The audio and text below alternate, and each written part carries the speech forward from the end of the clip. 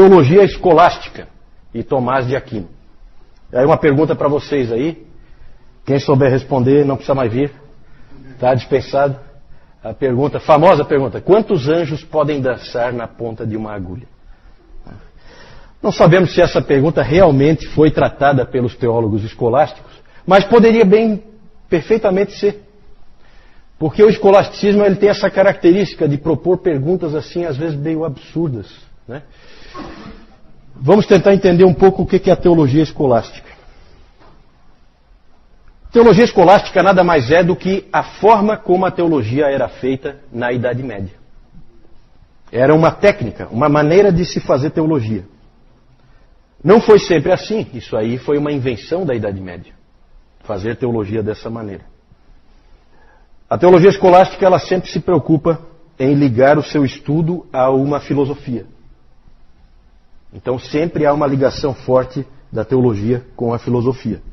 Historicamente, a filosofia grega mais próxima do cristianismo era a filosofia de Platão. Porque ela era mais mística, ela tinha elementos mais assim, próximos, vamos dizer assim, do cristianismo. Já um outro filósofo era bastante desconhecido no início da igreja, ninguém conhecia. Na verdade, ele acabou sendo conhecido muito por meio dos intelectuais muçulmanos, que tinham absorvido ele antes, que era o Aristóteles. E o Aristóteles, aos poucos, foi ganhando importância, e ele acabou, então, dando a principal base filosófica para a teologia nesse período. E ele é, então, importante para a teologia escolástica, a filosofia aristotélica. Para muita gente isso é muito estranho, porque Aristóteles nada tem a ver com a fé cristã. Ele tem uma série de pensamentos que não condizem com a fé cristã. Ele enfatizava, por exemplo, a eternidade do mundo, a mortalidade da alma, e ele não gostava nem um pouco da ideia de providência. Entretanto, os teólogos acharam que esse Aristóteles, a filosofia dele dava uma base para você sistematizar a teologia. Base essa que a Bíblia não dá, porque a Bíblia não trata de sistematização da teologia. A Bíblia não é sistemática. Nós sabemos disso. Ela não é dividida em capítulos por assunto, por subassunto. Não. Todos os conceitos estão misturados. E eles tinham essa preocupação com sistematização da teologia. Inclusive, já falamos várias vezes aqui, até a gente estava comentando sobre o livro O Nome da Rosa, e tem um filme, né? A gente estava falando que o filme, de repente, não é muito adequado para se assistir, por cenas ali que não são adequadas para cristãos. É um filme bastante antigo, mas a história do livro, principalmente, gira em torno de um monge que trabalhava o tempo inteiro para tentar se ver livre do segundo livro de Aristóteles. Era um livro que ele queria dar fim, ele queria que desaparecesse do meio da igreja. Certo? Então é interessante ali toda a ideia do Humberto Eco, lá, o autor do livro O Nome da Rosa, de ter esse monge trabalhando para tentar impedir a filosofia aristotélica de invadir a teologia. Mas realmente ela invadiu, e toda a teologia escolástica ela é baseada na filosofia do Aristóteles. E ela tem uma metodologia própria, que é mais fácil da gente entender, que é o método dialético. Vejam bem, gente, Aristóteles ele é muito mais científico do que o Platão. Para o Aristóteles ele tem que enxergar mais as coisas, tem que pôr a mão. As coisas têm que ser mais fatos. O Platão é mais místico. Isso foi importante não só para a teologia, mas foi importante para o surgimento das universidades. No início, todo o estudo de qualquer assunto, ele era muito pessoal. O indivíduo sempre estava envolvido naquilo que ele estudava. Com a filosofia aristotélica, começa a haver um desprendimento. Eu não tenho nada a ver com o que eu estou estudando. Eu estou estudando os fatos. A minha pessoa, não interfere em nada. Eu só vou analisar os fatos como eles são. Isso, até hoje, é verdade nas universidades. Certo? As universidades surgiram dentro da teologia escolástica. Esse é o tempo em que surgem as universidades. Exatamente nessa época. Né? Não é à toa que você pega uma tese de doutorado e é aquela chatice. Ninguém consegue ler. De tão chato que é. Por quê? Porque é uma coisa morta, sem vida. Não há envolvimento nenhum da pessoa. Isso vem lá do Aristóteles. Isso vem do escolasticismo. Certo? A origem toda está aqui. A origem é, por incrível que pareça, é a teologia. A teologia de um determinado período. O método nessa época era o método dialético. Como é que é? Não é difícil de entender, não. Método dialético. Todos os trabalhos científicos naquele tempo, todos os trabalhos teológicos tinham que ser feitos por esse método. Ele é simples. Não de fazer, ele é simples de entender. Você propõe uma pergunta, por isso até nós começamos ali com uma pergunta, então sempre o tema começa com uma pergunta, e aí são colocadas duas respostas contraditórias. Dois argumentos, um a favor, outro contra, ou numa direção, o outro na outra direção. E aí são alistadas opiniões de expoentes, de autoridades, para cada um dos pontos. Então, por exemplo, você podia escrever, usando o método dialético, você podia escrever, começando com a seguinte pergunta: o mundo é eterno? E aí, para dizer que o mundo é eterno, você pega Aristóteles. Para dizer que o mundo não é eterno, você pega a Bíblia. E aí você alista todas as opiniões a favor de Aristóteles e todas as opiniões a favor da Bíblia. E aí você faz uma conclusão. Era assim que todos os trabalhos eram feitos nessa época. Se você fosse um aluno de uma universidade, você ia ter que se esperava que você fizesse o teu trabalho lá da tua faculdade, tinha que ser feito nesse modelo, usando esse método dialético. Certo? Vamos falar de alguns teólogos escolásticos. Primeiro, Anselmo. Anselmo foi bispo da Cantuária, na Inglaterra, mas ele era italiano. E o Anselmo, ele tem umas contribuições bem importantes na teologia, tá? Esse sujeito aí é importante para a teologia. Ele escreveu um livro chamado Proslogium. Nesse Proslogium ele começa por essa ideia: creio para poder entender. Então eu parto da fé. Primeiro eu creio, porque eu creio nas verdades da palavra ou nas verdades da igreja, e dali para frente eu uso a razão para entender melhor aquelas verdades.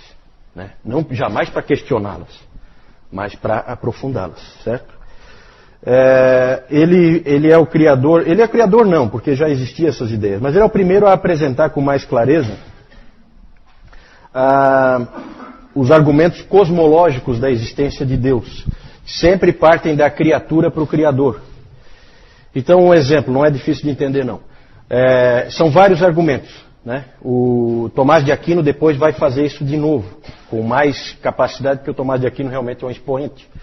É um grande, um intelectual, é o maior dessa época. É o maior da teologia escolástica, por isso que a gente está citando ele ali separado. Então, Tomás de Aquino, ele é posterior ao Anselmo, bem posterior, ele faz isso de novo. Mas o Anselmo, por exemplo, colocou, só para vocês terem uma ideia de como que a coisa funciona, o argumento cosmológico é assim. Por exemplo, você vê que, olhando para as criaturas e olhando para a criação, você vê que existe uma certa ordem, uma certa organização, parece que há um certo projeto de como as coisas são colocadas. Certo?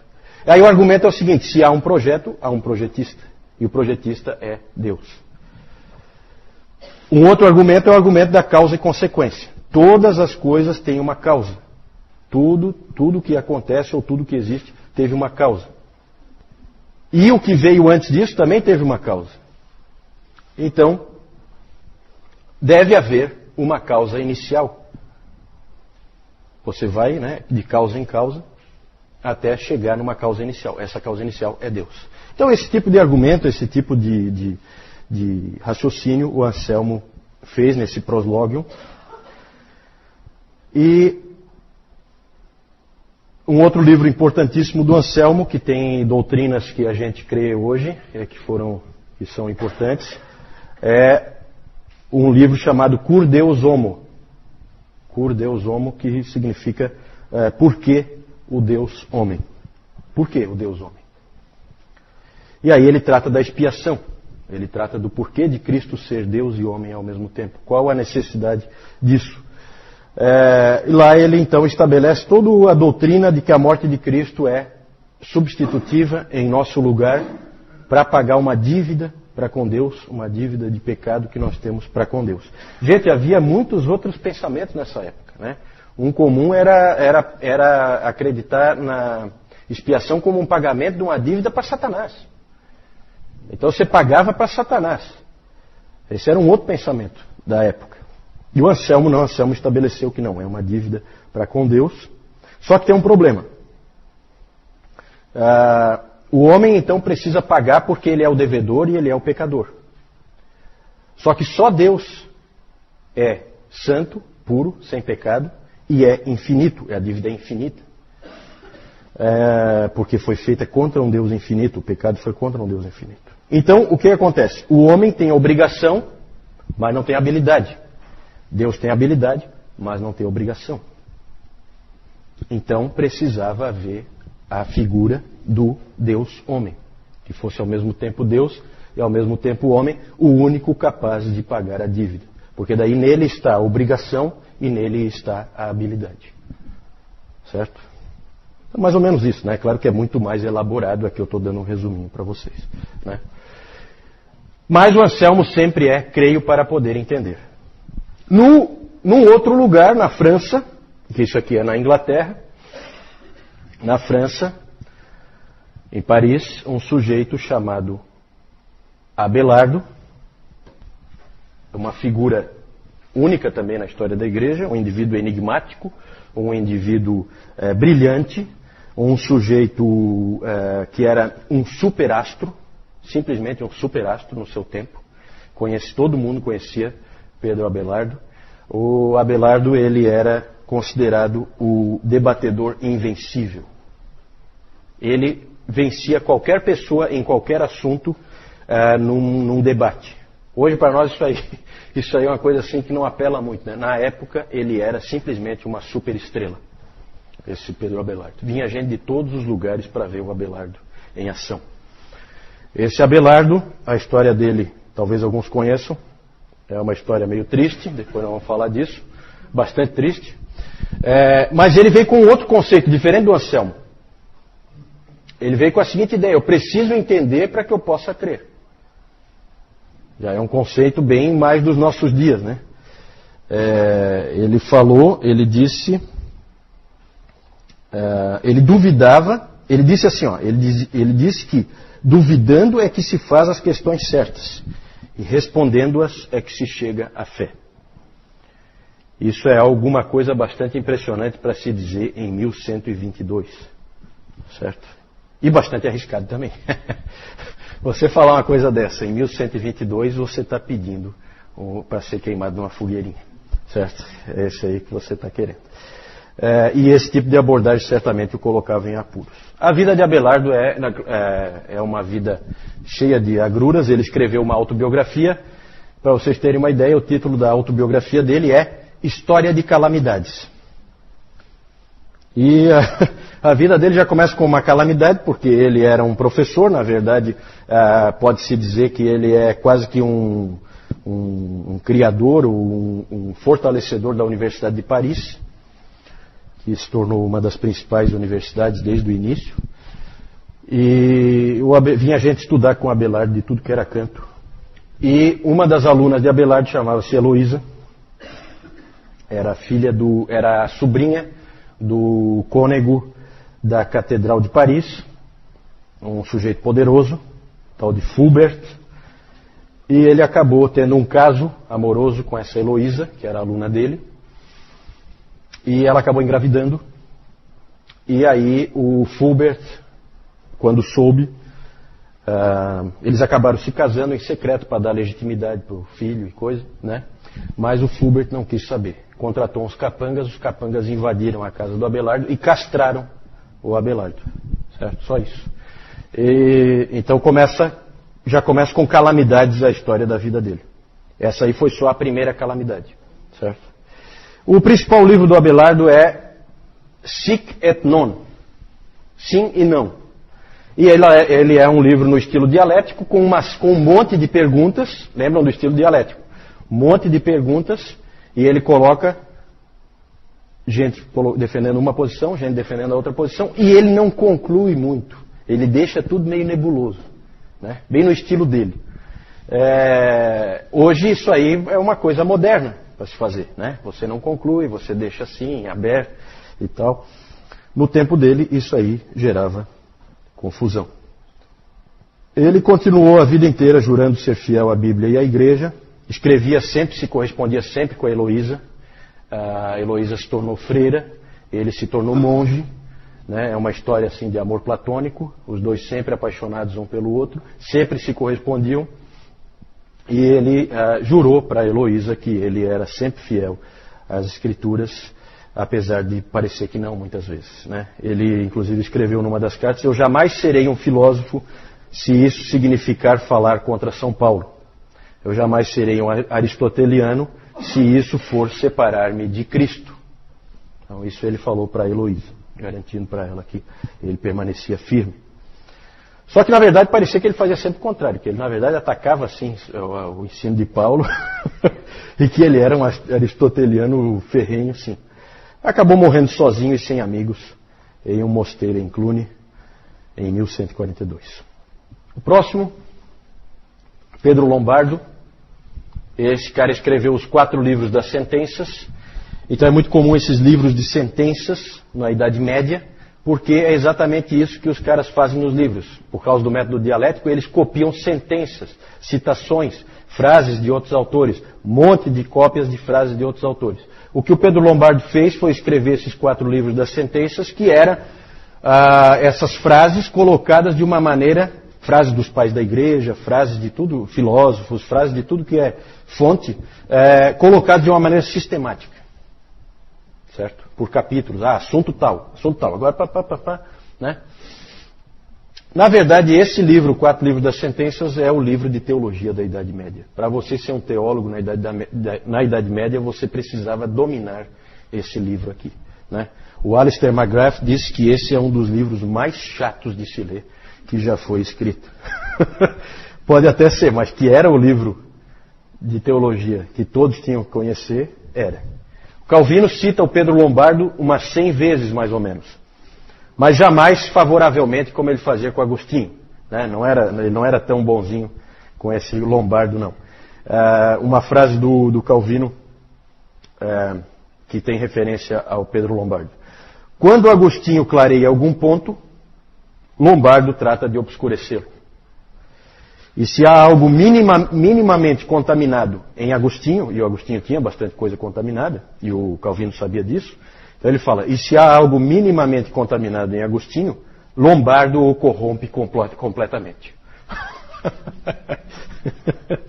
Então não é muito amigável, né, a maneira como ele coloca. Vamos falar do próximo. Tomás de Aquino. Vejam que ele é posterior, né? Ele vem bem depois, mas ele é o grande expoente da teologia escolástica e, sem sombra de dúvida, o principal teólogo católico romano de todos os tempos. Certo? Ainda hoje é. Quando nós falamos sobre os séculos de destaque de cada um dos grandes ramos do cristianismo, nós falamos que o século IV é o século principal para a Igreja Ortodoxa Oriental. Nós falamos que para o protestantismo é o século XVI. E nós falamos que para o catolicismo romano é o século XIII. Não por causa do século em si, mas por causa de quem viveu nele. Certo? Tomás de Aquino. Quando menino, ele era apelidado pelos colegas de o boi mudo. O boi mudo. Porque ele era um menino muito... Sabe como é que é gurizada no colégio, né? Então eles não perdoam, né? E aí ele parece que ele era muito grande e ele era sempre quieto, nunca falava nada nessa época, né? Então ele era o boi mudo. Hoje ele é conhecido como Dr. Angélicos, título que ele recebeu na Igreja Católica, o principal teólogo do catolicismo. O principal livro dele é esse aí, Summa Theologiae, que quer dizer sumário da teologia, certo? Então é um resumo, sumário aí, um resumo da teologia. Na verdade, se você pega hoje esse livro, vai numa biblioteca e você vai ver, ele é em diversos volumes, certo? Esse sumário, não sei que raio de sumário é esse. Ele disse que esse livro ele escreveu para iniciantes em teologia, certo? Então são diversos volumes, nas versões modernas hoje são mais de 4.000 páginas, certo? Mas é para iniciantes em teologia. Então, tá, Moisés? Para tu fazer um cursinho aí, né?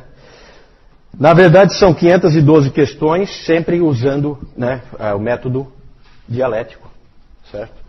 E ele vai trabalhando aquilo com extrema sistematização, né? Falou em teologia sistemática, falou em Tomás de Aquino. É um indivíduo extremamente capaz. Essa aí é a grande obra dele. Ele completou essa obra em 1272.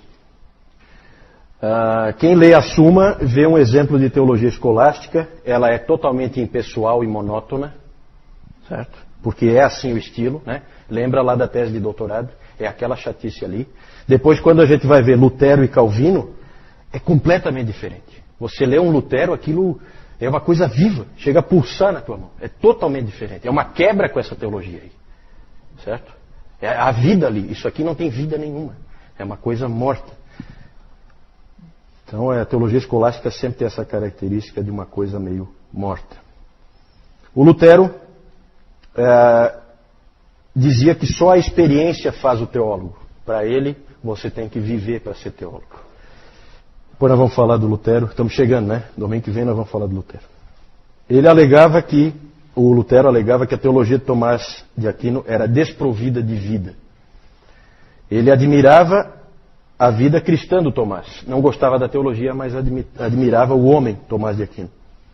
Lutero era professor, né? Você tem que lembrar disso. Ele era professor. Então, para os alunos dele, ele contava que toda vez que o Tomás de Aquino era elogiado, e ele era sempre elogiado, porque ele era simplesmente um gênio, ele fazia o sinal da cruz debaixo da batina por causa do pecado do orgulho. Lutero sempre contava essa história. E ele contou pelo menos 5 vezes, ele contou uma história nos livros em que ele escreve, Lutero, em que ele dizia que Deus apareceu para Tomás. Isso é uma história, né?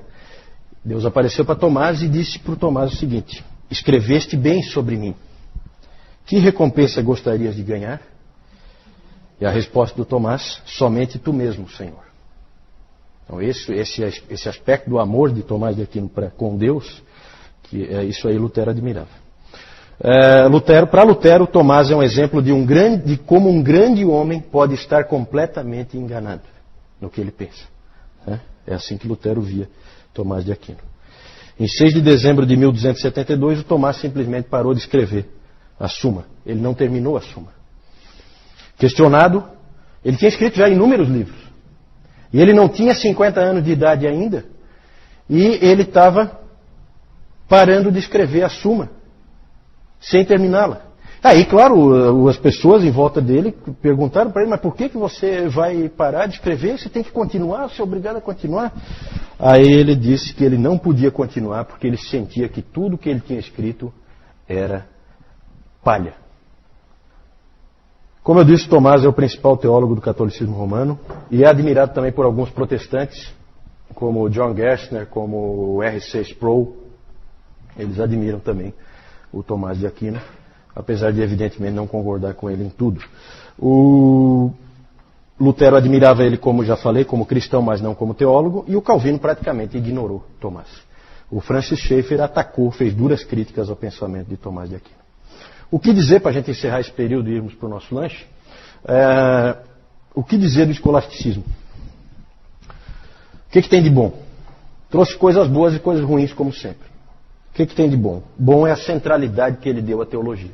Nessa época, uma universidade, certamente, ela teria o departamento de teologia bem no centro da universidade. Todos os outros departamentos são secundários, são de segunda linha. O principal é a teologia. A teologia é a coisa mais importante que existe. Isso o escolasticismo enfatizou bem. O que isso fez? Fez com que os maiores gênios que havia naquele tempo, todos eles fossem teólogos. Certo? Levou eles para a teologia. Isso, evidentemente, impulsionou a teologia. O problema é que a teologia se distanciou das pessoas. O professor Calhoun diz que é uma grande época, essa época aqui, na teologia, mas é uma época muito fraca na pregação. Não existem pregadores. Isso faz com que o que os teólogos estudam não chegue às pessoas. Isso é sempre um problema na igreja. Não adianta nada você ficar lá com uma coisa árida e que acaba não chegando nas pessoas. Então esse foi certamente um problema. É uma coisa que fica longe do homem comum. Um pensador do fim da Idade Média comparou os escolásticos com médicos que depois de estudarem a medicina e se prepararem e estarem prontos para curar as pessoas, eles então se sentam e ficam conversando enquanto as pessoas morrem de peste negra. Certo? Era assim que ele via os teólogos escolásticos. Um aspecto interessante, já que no início eu pus aquela pergunta de quantos anjos podem dançar na ponta de uma agulha, esse aí a gente não sabe se houve esse debate, mas um debate que houve, para vocês terem uma ideia, da aridez e da perda de tempo que às vezes o escolasticismo tinha, é um debate que ocorreu numa universidade da Bélgica, em 1493, já bem depois disso aqui, em que a pergunta, método dialético, sempre começa com uma pergunta, a pergunta era a seguinte: 4 orações de 5 minutos, tá? Valdir, depois para você pensar aí, depois do intervalo o Valdir vai nos dar a resposta. 4 orações, no método dialético, tá? Então você pergunta aí para o Newton, para o Moisés, o que é que eles acham, daí você escreve, né?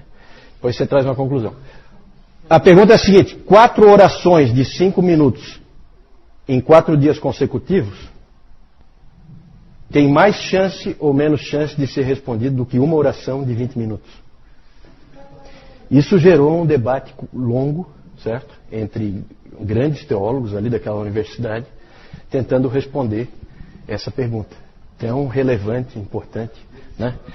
Por isso que aquela pergunta do início dos anjos dançando na ponta da agulha não é tão impossível de ter sido debatida nesse tempo, tá?